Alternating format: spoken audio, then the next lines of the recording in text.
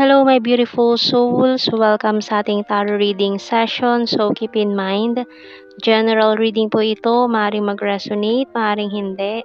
Kunin nyo na lang po kung para sa inyo and leave the rest. Maaaring mag-shift ang energies or magkabaliktad ang sitwasyon. Kaya kayo na pong bahala kung saan kayo nakalugar sa reading natin. OMG, itong cards na lalaglag natin, no? Talaga naman, no? So, we have a playing cards and the bonfire. So, parang may pinaglaruan dito ng tadhana or nakakilala ng isang taong panandalian lamang or parang yung tinatawag na isang parang kantang isang linggong pag-ibig. So, kumbaga, ang bilis ng mga pangyayari na wala na agad ito or natapos agad itong connection na ito. So, parang pakiramdam mo, pinaglaruan ka lang niya or trial card, yung tinatawag na trial card, no? So, we have here the bird kasi itong taon to is takot siya sa commitment. Gusto niya malaya lang siya. So, gusto niya is makipaglandian lang. Pero yung pumasok sa isang relasyon, sa isang commitment, hindi niya yun magawa. Okay, so we have here the teddy bear. So, siguro kasi may mga abandonment issues itong taong ito or mga childhood traumas or baka lumaki siya sa environment na kulang sa aruga or hindi siya ng pagmamahal ng isa sa parents niya. Kaya baka iniwan siya ng father or ng mother figure. May ano siya na hinahanap. Kaya parang naglalaro ng tong taon to. So, we have here the clover. So, kumbaga parang isa ka sa magiging nitong taong ito swerte sa buhay niya, no? So, after nitong separation na to, parang may marirealize siyang something na ang swerte niya pala sa'yo pero ginawa niya pa yon. So, yung bottom card ay diamond. So, sa kanya makikita itong halaga mo dito na diamante ka pala pero pinaglaruan ka lang niya ng ganon. Okay, so tingnan natin anong message ng archangels natin dito. Spread your wings by Archangel Ariel. Do not hold back right now. The timing is perfect and you're ready to soar.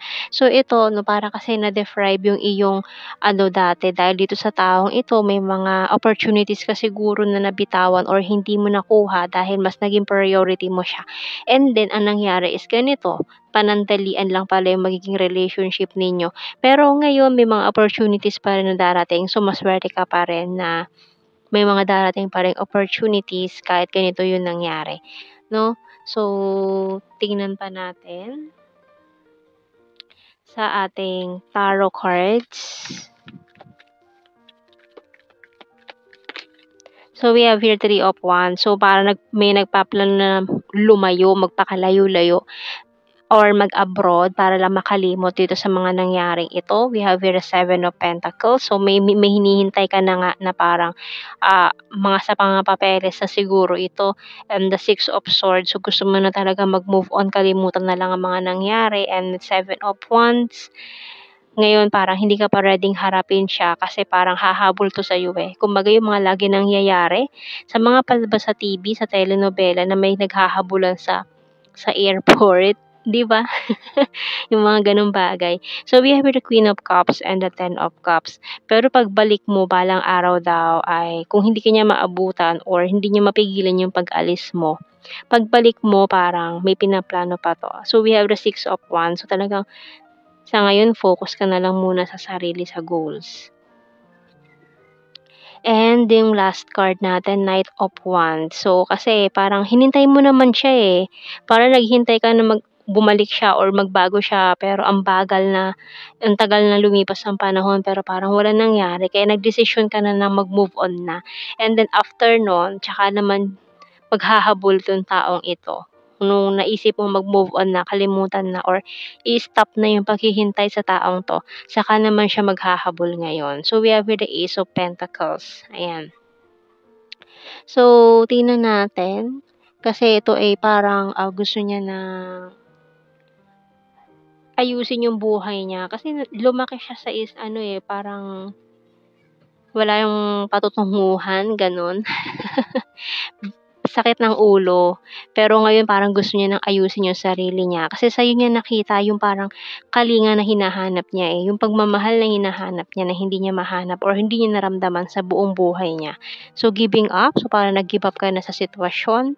You complete me, guarded and wounded. I want a family with you. You're my happy pill. I'm honest to you and I miss you so much. And feeling betrayed kasi nga ayun parang kung magpalit kasi ito ng ano eh, parang ganun-ganun na lang kabilis makipagrelasyon kung kani-kanino. Tas defensive pa siya sa mga nangyari. Ayan. So, tingnan natin sa initials.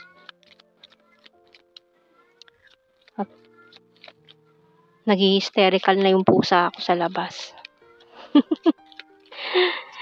Nag-hysterical siya ng meow. Nagugutom na yata yun.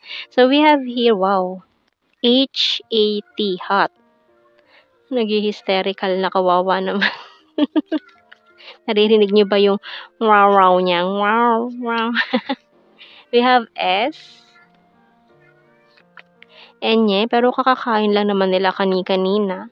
L, V, C. Ayan ang ating mga initials.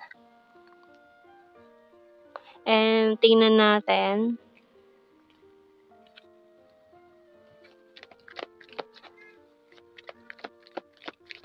Oops.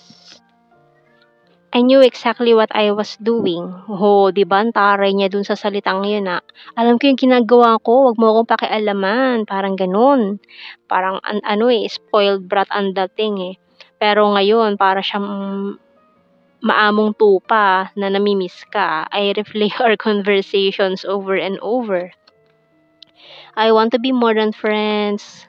I bury myself in work to forget you. So, maring ikaw ito, gusto mo na lang siyang kalimutan kaya napapaka-busy ka na lang sa work. I know I was a distraction from your pain and I wish I had treated you better. So, ito yung na-realize niya na sana hindi niya yung ginawa sa'yo, na hindi mo deserve yung mga ginawa niya sa'yo. And it's time for me to heal now. Ito yung sinasabi mo ngayon na magmo-move on ka na or you want to heal from this connection. So, tingnan pa natin sa blue card. We have here chemistry, manipulation, deception.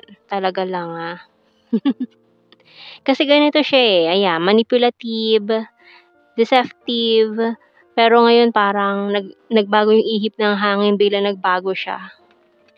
No? So, tingnan natin. General signs and messages. Kasi biglang nagbago, ang laki ng pinagbago niya ngayon eh. After realizing something, we have sword, air sign, Gemini, Libra, Aquarius, birthmark, private person, province, kind-hearted, number 3. So this person is being emotional right now after realizing something about you na parang ang laking kawalan sa buhay niya. Trustworthy, Mindanao, present lover, gorgeous, mountain card, coin is earth sign, Taurus, Virgo, Capricorn, May, twin flame, talented, rainy season, good heart, overthinker. So ngayon nag-overthink na siya, no? Flower, neighbor, so mga pinagpalit sa malapit na neighbor, travel. So yung magta-travel talaga no? Creepy stalker, pero nag-i-stalk pa rin siya sa'yo. We have here divine masculine, practical, beautiful, sarcastic, North PH, high expectations, and Sagittarius. So, yung nandito sa ilalim soon. Ayun. So, yun ang ating reading, my beautiful souls. Thank you for watching. Take care and God bless. See you in our next reading, guys. Bye-bye.